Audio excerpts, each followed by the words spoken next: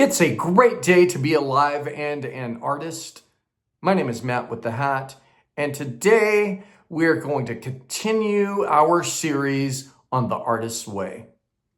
So last time we talked about toxic shame. Today we are going to run parallel with that and talk about criticism. All right.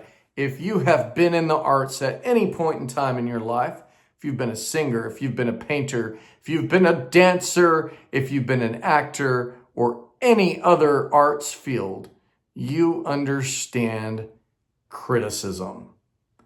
Criticism is, like shame, very paralyzing at times. And I want to chat about it, and I want to talk about the realities of it. So I've had some really amazing reviews in my career as a director. I've mentioned Equus several times, and I had this banging review of the show. Like, we're talking everything in it was just this crazy positivity. And I remember one of the actors said, "Matt, you are now the top director in this city," right?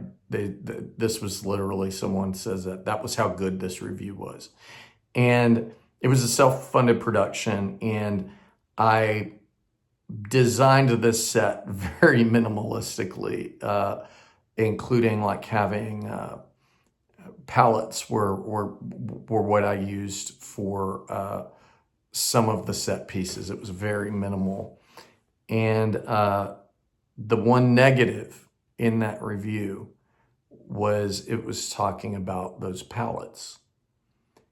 And I remember that review, not for all the positivity that it was filled with, but for those palettes, and for that them saying it looked like the set was an afterthought. Well, I'll be honest, it was. What we were doing with everything else was the top thing. And I remembered feeling shamed with that criticism. And one of the things that's very important to understand is that as an artist, you're going to deal with criticism. You're going to deal with people you love not getting your art. I had a friend who created music, and it was amazing and beautiful and powerful. And another friend that was really close was just like, "Yeah, I don't like it." I mean, very offhandedly, not realizing the labor and the time and the intensity that goes into that creative process. Another friend made a movie, and had these beautiful circumstances that got him in a position to make a movie. And his wife continually hounded him on how bad she thought it was. And I think his wife thought it was a cute thing, like it was all a joke and it was all of this kind of stuff. But he doesn't make movies anymore. I don't even know, he was really into some other art forms, and I want to say he quit doing those things. And what I want you to understand is, like, that critic, we already have our inner critic, right? We already have our inner shame that a lot of us have, that toxic shame we talked about. And then there's that outer criticism. And of course, that brings up stuff with childhood, like being bullied and blah, blah, blah, blah, blah. But criticism, period, is difficult. And I often tell directors in our directing series, it's not the note, it's how you give the note. Well, critics are about making money, right? And so let's say you got a newspaper critic and they slam you really hard. Well, it's going to jump their readership, or a blogger, or whatever, right? And so you need to be aware of the critics. A lot of actors, they get these reviews and they read it the first time or two and they refuse to read reviews because of what it does to their self-worth. So I want to talk a little bit about rejection and criticism and some tools that I have found to be very helpful. One tool I actually learned in high school, and it was from a theater teacher that I had for 1 year. And she said that what she did after an audition, and it was whether it was a good audition, a bad audition, is no matter what the audition was, she went out and she treated herself to dessert or bought herself flowers just to say, I'm proud of you for putting yourself out there, because acting is very vulnerable, just like any art, right? And that is something that I practice for every show. I find a time to treat myself for just putting myself out there. It could have been my one of my more weak shows, or it could have been the best show I've ever done, but I'm going to treat myself and I'm going to give kindness. The other thing is to realize that not every critique one gets is valid. I was doing a show years ago, it was Elephant Man, and I had this really cool opening thing that I did.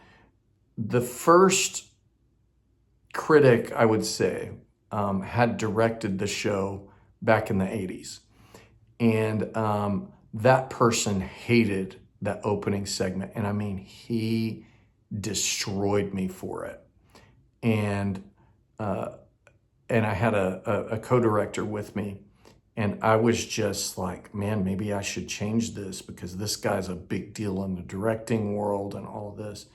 And my co-director was like, nah, he's full of it. I mean, she completely was just like, yeah, I don't believe it. I don't buy it. Get rid of it. And I was like, oh, we got to listen. We got to take this in. Maybe it's something I need to evaluate. And she's like, no, don't do it. And when I stuck to my guns, I kept the thing in it. Every time it was performed, this was in a judged thing, every single person said, that is the most unique, interesting take on your opening is so incredible. And that was the thing that this other critic lambasted and was like, that's terrible, blah, blah, blah. It was just because he didn't do it himself, right? He had a different vision for that show, right? And so I think the first thing is, when someone critiques you, is that valid, right? The second thing is, it goes along with that same story, is that valid for him, but not valid for me, right? Because my artistic voice is unique. My artistic voice is different. And what I do is going to be for my particular show. Right? And so it doesn't matter what someone else says. And then the other thing is, you may get criticism and you may go, yeah, that's valid. But even if it's valid criticism, I often tell people, when I'm directing a show, I often say, like when we're in rehearsals, we're going to try that. And if it doesn't work, we'll try something else. And the best you can when getting a critique is to be able to take it with a grain of salt. And remember that you're the painter, you're the artist, you're the person who's putting yourself out there. And you got to go, do I agree with this? Do I not? I'm going to take it with a grain of salt. If I do agree with it, I'm going to take it and I'm going to let it fit into my own artistic vision. If I don't, I'm going to toss it away. And some people may agree with them, some people may not. It doesn't matter. It's your art. Okay. The next thing is, and this goes back to what I've been saying over and over and over, is going to self-nurturing practices, right? You get a bad review. What is your self-nurturing process? Mine is it's often meditation. Mine is, I mentioned treating myself, going and doing something fun. I'm about to go on an artist date right now. One is just allowing yourself to grieve the criticism, right? And going, this person made something personal. This isn't a personal thing. I'm just doing the best.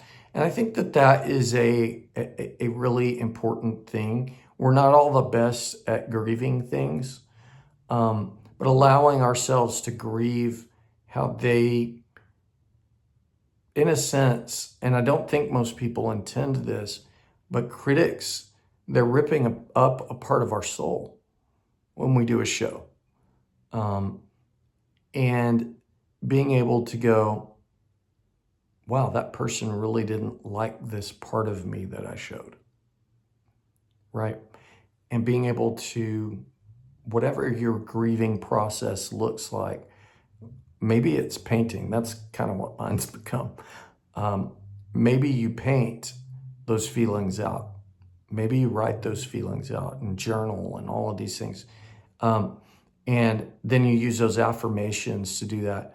And I think the important thing is just to remember that with every critic, I would say the majority of criticism comes from blocked artists.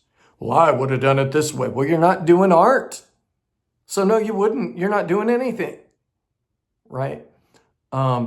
So realize that it's coming from oftentimes blocked artists and going, well, I had the courage to create, and I'm here and I'm continually creating and I'm putting myself out there, right? It is not talent that makes someone successful in the arts. It's audacity, right? There are so many artists out there, actors, singers, poets that are out there that are more talented than the names that you know. But the names that you know kept putting themselves forward despite the criticism, despite the pain, despite this. And so one of the things that you've got to do is learn through that self-nurturing practice, through affirmations, through meditation for me, through different ways. You've got to learn to take care of your artistic child. Give them a chocolate bar, give them a candy bar, take her to the roller rink, whatever that may be. Treat that child artist well, nurture that child artist well. Let him or her or them, let them feel that self-love that you give during that pain, and guide them through the way that you would want your own parent to say, you know what? You had the courage to do something, right? You are a creator. You are amazing. You are a miracle. And so these are some processes that I hope that you'll take with you. Again, I hope you continually are self-nurturing your artist. You are continually affirming your artist and loving her or him. You're amazing. I love you. Have a beautiful day.